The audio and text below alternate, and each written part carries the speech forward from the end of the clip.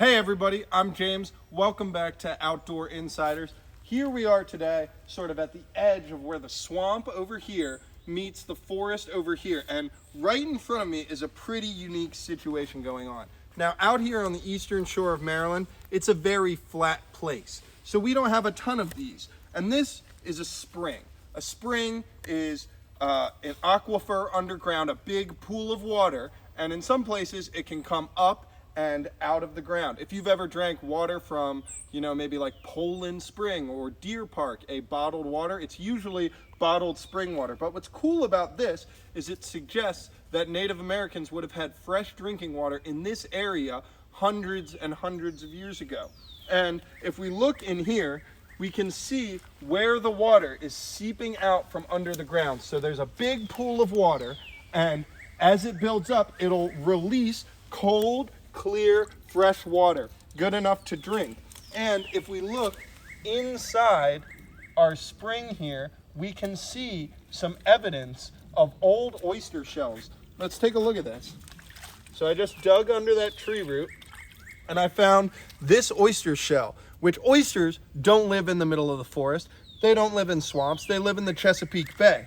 But hundreds of years ago, this area would have looked completely different. There would have been the shoreline of the Chesapeake Bay only a short walk away from where we're currently standing. But now, hundreds of years later, it's been taken over by a lot of the forest. But this oyster shell is a piece of evidence to suggest that people were living right here, getting water from this very spring hundreds of years ago.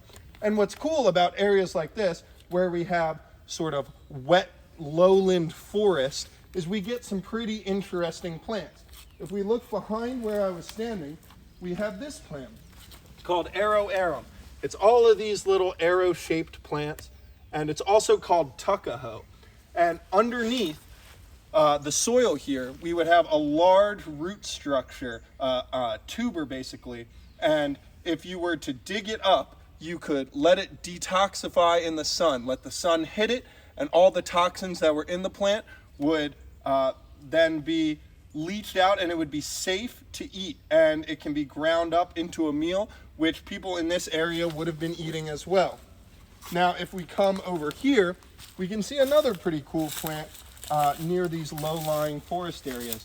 So over here, we have a plant called Jack-in-the-Pulpit, and it looks a lot like what we would call a carnivorous plant. It has this big pitcher right here, and it looks like that would be for attracting bugs that would fall inside, and the plant would actually consume them to get nutrients. But that's not what's going on really here. This pitcher is actually the plant's really ornate, delicate flower, and it attracts bugs in there. They'll fly around, get the nectar. I can even see some actually flying around, some small flies flying around this Jack-in-the-Pulpit right here, and they're going to pollinate it, and they'll fly from flower to flower to flower, spreading the nectar, allowing this plant to help spread. So it's pretty cool being here in just this, what looks like a little pool, just a little pool of water. A puddle is actually a sort of, clue to the history of this place. And now we can see some pretty unique plants that have started to pop up as this area of forest becomes soggier and wetter and muddier. So I hope you enjoyed. Hey, we have some activities you can try at home. You can go and find a plastic water bottle and see where the water comes from. If it's from a spring, where is the spring? What is it like?